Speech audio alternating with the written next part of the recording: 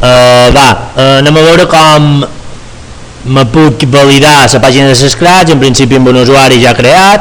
Per tant, m'aniria aquí, iniciar la sessió, poso el meu usuari que no me'n recordava, que està català R, i contrasenya, d'acord, me veus, mireu-me, d'acord, aquí, si verifiqueu, ara ja tinc el meu espai per crear aplicacions. Si m'interessés crear un projecte nou, escolteu, aquí hi ha una opció que es crea, i de qualque manera, simplement, aquesta pàgina, veus, mira, és molt semblant, en principi té més cosetes, si poniesen té més cosetes, no moltes, però algunes coses té més. Si verifiqueu aquí, com havia dit abans, és la versió 2.0, ara aquí no m'interessa i no hi perdré temps. D'acord, la història és que tot va més lento, d'acord? Per tant, ja sabem per què ho farem així. Important d'això, Scratch funciona en tecnologia Flash. Vos sona això de Flash, activar Flash i tota aquesta història, a vegades que ens surten en els nostres ordinadors, està programat en Flash.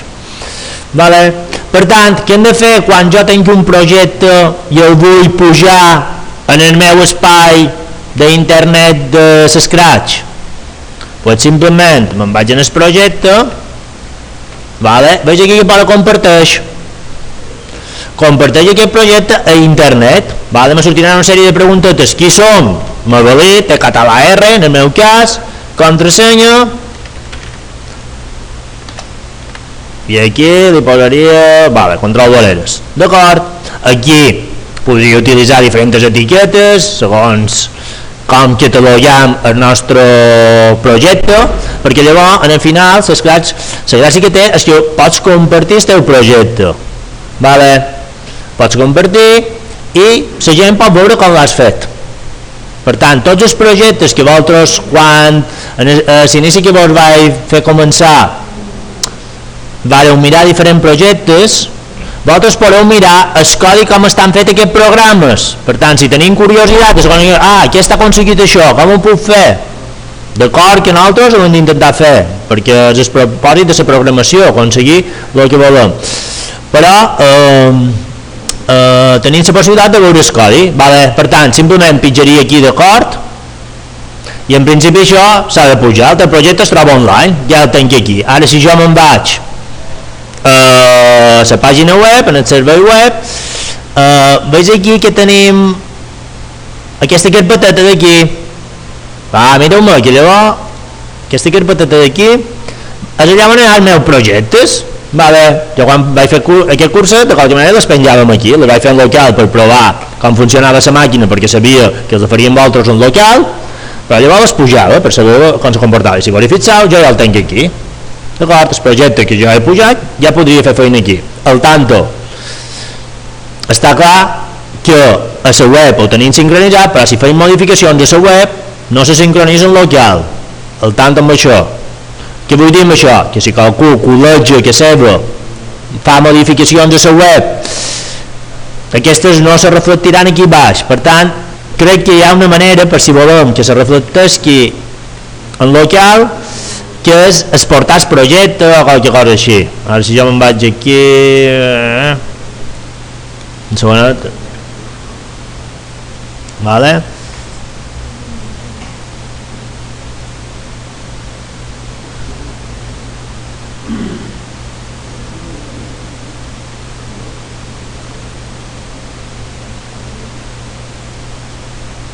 pues no ho sé, segur que se pot exportar, però ara mateix no sé com fer-ho.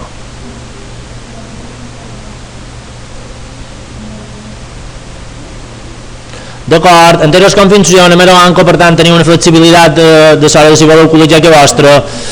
Jo miraré a veure com s'exporta, perquè realment no me'n record, però segur que se pot exportar. Quan sincronitzis, sí. Saps? Tu les fas en local i llavors al moment d'anar li dius on és? Actualitza, no sé si actualitza és aquesta opció. comparteix. Jo crec que si no li canvies el nom del projecte, ell troba una versió antiga i l'actualitza. D'acord, ho podem provar, però si no canvieu el nom del projecte, en principi ell intenta pujar el projecte i diu, ja n'hi ha un, a lo millor inclús t'avisa, saps? D'acord? Vale, queda clar com funciona això? Ok, per part meva, ara res més. Lucía, queda clar?